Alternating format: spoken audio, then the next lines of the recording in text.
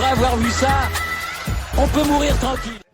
Bonjour à toutes et à tous et bienvenue dans ce podcast pour discuter de Roland-Garros 2025 et de cette finale historique, monumentale, délirante entre Carlos Alcaraz et Jannik Sinner.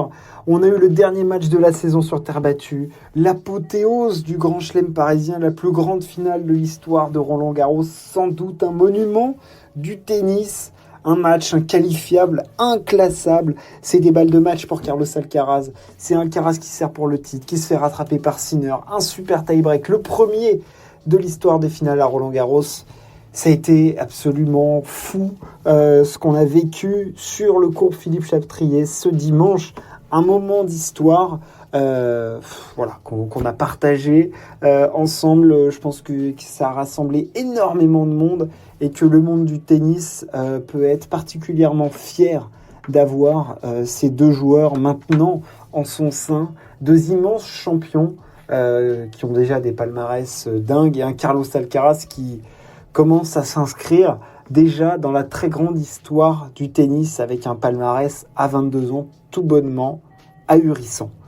Victoire de l'Espagnol au bout d'un match fou où il a été mené 2-7-0, où il a sauvé 3 balles de match, 4-6, 6-7, 6-4, 7-6, 7-6.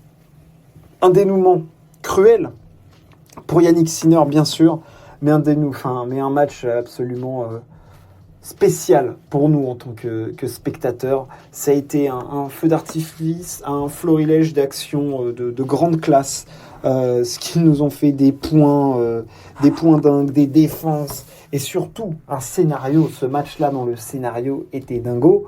Je vais repasculer un petit peu sur ce qui s'est passé. On a eu un premier set et surtout déjà un premier jeu qui a posé les bases d'un match qui s'annonçait combattu, disons, par les deux. Un premier jeu où Jannik Sinner sauve déjà des balles de break qui le remporte au bout de 12 minutes. Et on voit de la tension chez les deux joueurs, des fautes évitables, mais déjà un combat et de l'intensité physique de la part des deux. On cherche à marquer son territoire. Alcaraz est mieux dans le premier set. Il a des balles de break sur chaque jeu de Jannik Sinner et il est le premier à faire le break. Et c'est à partir en fait de ce break-là qu'un premier cycle extrêmement positif va s'enclencher pour Jannik Sinner, puisque Sinner va être ensuite monstrueux. On va retrouver, monstrueux.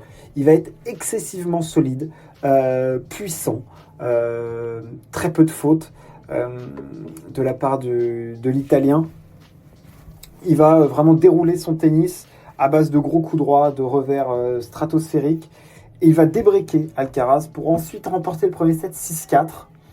On le sent plutôt dominant. Il va ensuite plutôt dérouler dans le deuxième set. Il va breaker d'entrée, mais 2-0, 3-0. Donc il y a quand même un enchaînement de points, de jeu surtout, qui est vraiment coûteux pour Alcaraz, qui malgré tout refait son retard, va s'offrir la possibilité de disputer un tie-break. Tie-break là, rondement mené par Sinner, froid comme une lame. Je sais que ça peut être un peu dégradant de dire ça, mais robotique. Il ne se laisse absolument rien transparaître. Il me sert juste le point, mais sans que ça non plus déborde d'énergie positive. Mais il est dans son match. Il rend sa copie extrêmement propre, l'Italien. Ça fait 6-4, 7-6 en 2h10. Et là, on se dit que la tâche, elle va être... c'est pas compliqué, quasiment injouable pour Carlos Alcaraz, puisque Sinner est sans doute le meilleur joueur du monde. Sur terre battue, ça restait quand même à démontrer. Et la seule interrogation qu'on a pour Sinner, c'est sa capacité à tenir physiquement. On le sait, il n'avait jamais gagné un match de plus de 3h55, je crois, dans sa carrière. Il avait déjà perdu ici à Roland-Garros, notamment face à Altmaier. L'année dernière, face à Alcaraz, il avait perdu. Il a déjà perdu des gros combats en 5-7. On sait qu'Alcaraz, lui, aime ça, mais il fallait avoir la capacité d'emmener Jannik Sinner dans ce combat-là. Et il y a 2-7 au bout de 2h10, donc on ne rentre pas encore dans cette dimension-là. On n'a pas encore la dimension monumentale, stratosphérique que l'on a dans les deux premiers sets. On a un match de très bonne facture. On a les deux meilleurs joueurs du monde qui s'affrontent, mais on n'a pas de... on aurait commencé à rentrer dans le paranormal si Alcaraz avait remporté ce deuxième set, alors qu'il était franchement dans les problèmes, si ce n'est plus, l'ami Carlito. Mais non, Sinner, froid comme une lame.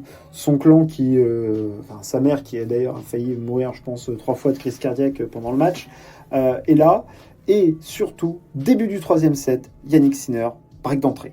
Break d'entrée de Yannick Sinner, et là on se dit, bon bah là c'est fini, c'est parfait, ça a commencé aux alentours de 15h30, allez à 17h, tout ce truc-là va être fini, et puis ça va être magnifique pour tout le monde.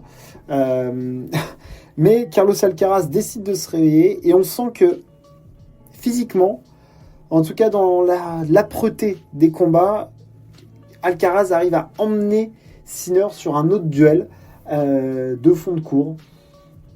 Alcaraz arrive à prendre plus l'initiative avec son coup droit, il est plus percutant. Son travail de sape, d'amorti commence à faire son effet notamment, mais c'est la dimension physique moi, qui m'a frappé, parce que les échanges ont été joués à une vitesse dingue. Évidemment ça jouait sur terre battue, mais on n'avait pas forcément l'impression d'assister à un duel sur terre battue, tant la vitesse de frappe était ahurissante. Ça jouait très proche de la ligne, ça jouait à hauteur de hanche, ça envoyait des sacoches monumentales. Et pour moi, ça c'est plus le jeu d'Yannick Sinner. Alcaraz, il doit être là pour être le créatif un peu du groupe, hein. C'est-à-dire mettre de la hauteur et autres. C'est ça qu'on attend de Carlito. Et la dimension physique rentre clairement en jeu, en tout cas dans le 3e set, que Alcaraz empoche 6-4. Et le 4e démarre un petit peu sur les mêmes bases, mais Yannick Sinner tient. Et ça, pour moi, c'est une des choses qui m'a marqué, c'est que l'Italien est d'un mental, mais en acier plus que trempé. Enfin, la prestation mentale de Sinner est folle, parce que le public, il commence à voir tout le Philippe Chatrier qui pousse derrière Carlos Alcaraz, parce que le public a envie de voir du 4, du 5-7, si possible. Hein. Un 3-7 en 2h40 en finale de Grand Chelem, c'est pas sans suspense. Ah bah t'as pas payé ta place pour voir ça. T'es clairement venu pour un autre spectacle. Et Yannick Sinner résiste et sort un jeu de retour de service. Et clairement, les jeux de retour de service de Sinner sont énormes. Moi j'ai été surpris mais toujours impressionné par la capacité qu'avait Yannick Sinner à en remettre sur les services d'Alcaraz, c'est-à-dire que ça revenait quasiment aussi fort, c'était précis, long, il retournait un petit peu à l'image de ce que faisait Djokovic, long au centre, sans possibilité pour Alcaraz de se déplacer, ou alors il n'hésitait pas à rentrer plein coup droit croisé d'Alcaraz quand Alcaraz servait aux égalités. C'était juste stratosphérique ce qu'était capable de faire Sinner. Et à 3 partout, il fait un jeu de retour d'une agressivité folle. On sent qu'il est là pour aller chercher le destin qui lui est promis, c'est-à-dire aller chercher ce grand chelem, ce grand chelem parisien, aller soulever cette Coupe des Mousquetaires. Il break 4-3, 5-3. Et là, on rentre dans le fou. Parce que là, je me dis, c'est un scénario classique, plus ou moins déjà vu de match. Sinner qui d'un coup rentre, pas en fusion, et là, il va embrasser son destin. Il break Alcaraz, et Alcaraz, lui, est complètement sous l'eau. Il ne sait plus quoi faire. Il n'a plus aucune solution par rapport au tennis qu'a Sinner. Il n'arrive pas du tout à déborder l'Italien.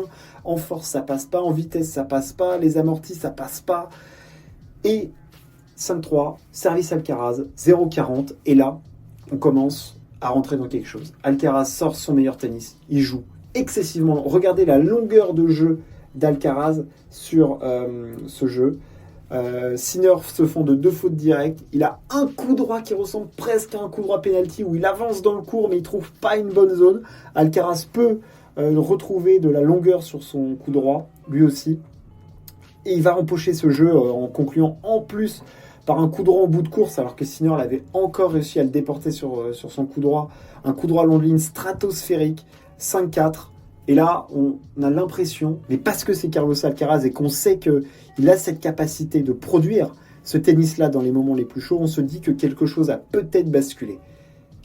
5-4, service Sinner, Alcaraz enchaîne les coups, fantastique, des breaks, et là, ça y est, on a basculé dans autre chose. On a basculé 5 partout, et là, on se retrouve avec que des jeux accrochés. Un Sinner qui repasse, 5-5. 6-5 pour Alcaraz. On va disputer le tie-break. Il y a 2-0 pour Sinner dans le tie-break. Alcaraz nous refait le coup. Il gagne le tie-break 7 points à 3. Et là, on rentre dans ce cinquième et sacralisé cinquième set de tennis. Break d'entrée Alcaraz qui est sur sa lancée.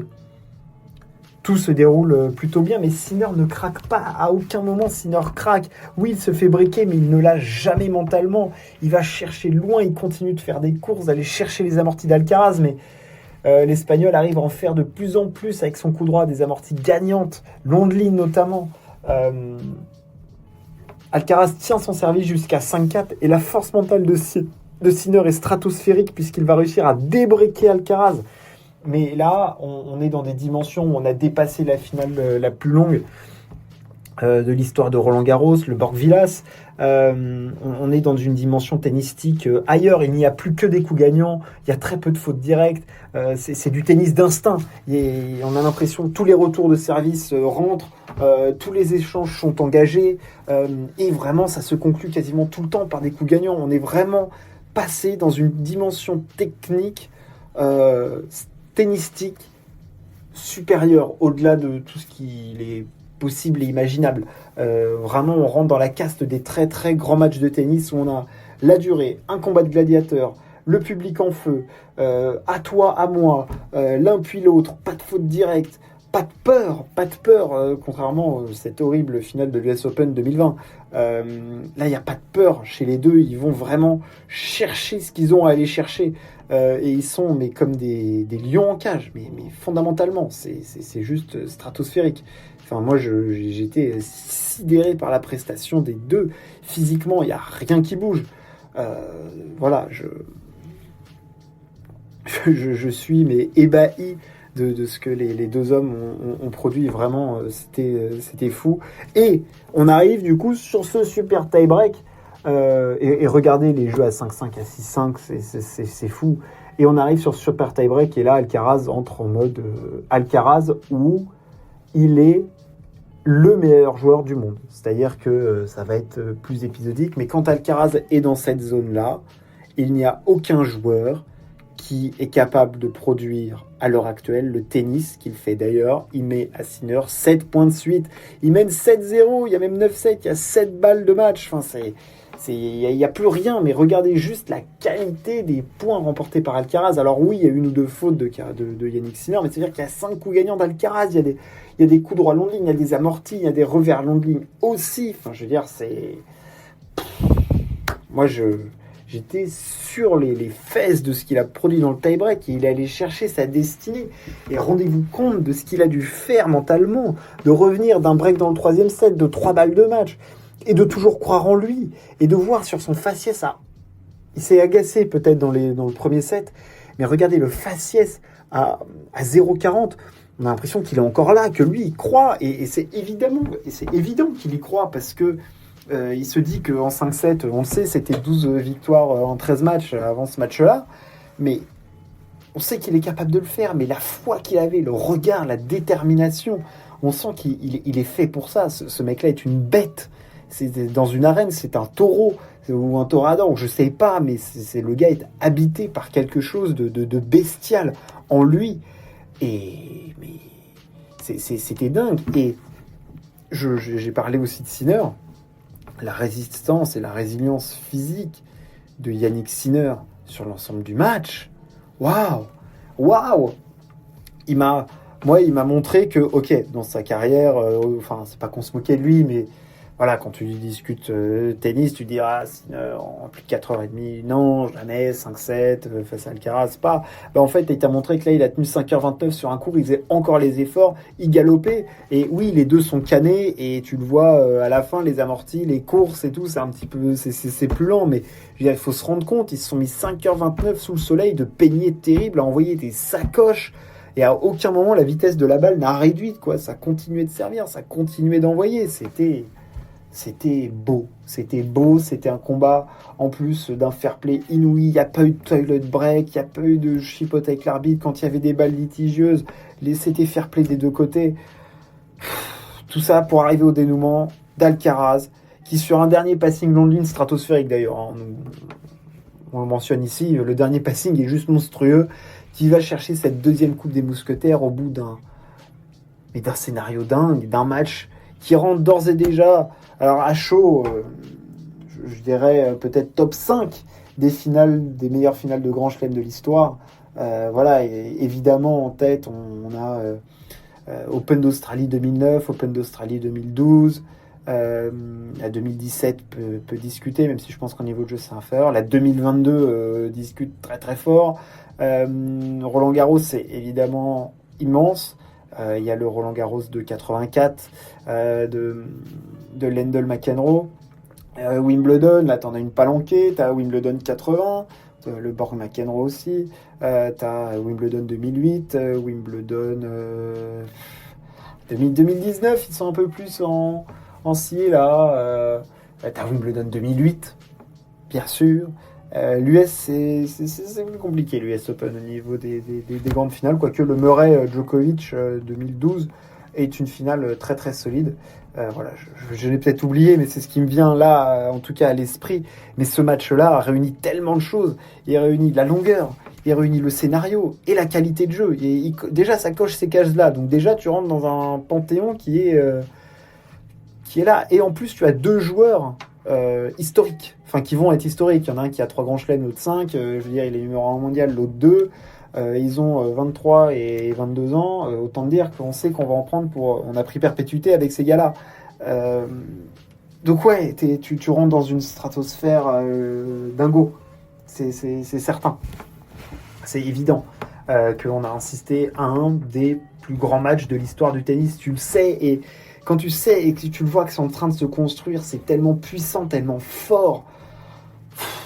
Bravo, merci. Et Carlos Alcaraz remporte donc son 5e Grand Chelem, toujours invaincu en finale de Grand Chelem. Et il se rendra donc, du coup, en tant que favori à Wimbledon, défendre sa double couronne. Wimbledon 2023 d'ailleurs, tiens, immense finale aussi. S'il fallait en parler. Ouais, enfin, c'était stellaire. C'était beau, c'était grotesque. Enfin voilà, tout était là. Je ne sais pas si on a envie de débriefer du tennis ou autre, mais on a assisté à un combat homérique. Et voilà, les deux étaient là. Et je peux pas dire que Sinner remportera Roland Garros, mais quand on voit ce match-là, on a envie de se dire que l'occasion risque fortement de se représenter. Voilà pour ce podcast. La fin de Roland Garros 2025. J'espère que ça vous a plu. N'hésitez pas à partager et à vous abonner. Nous, on se retrouve très très vite pour parler sport. Ciao, à plus.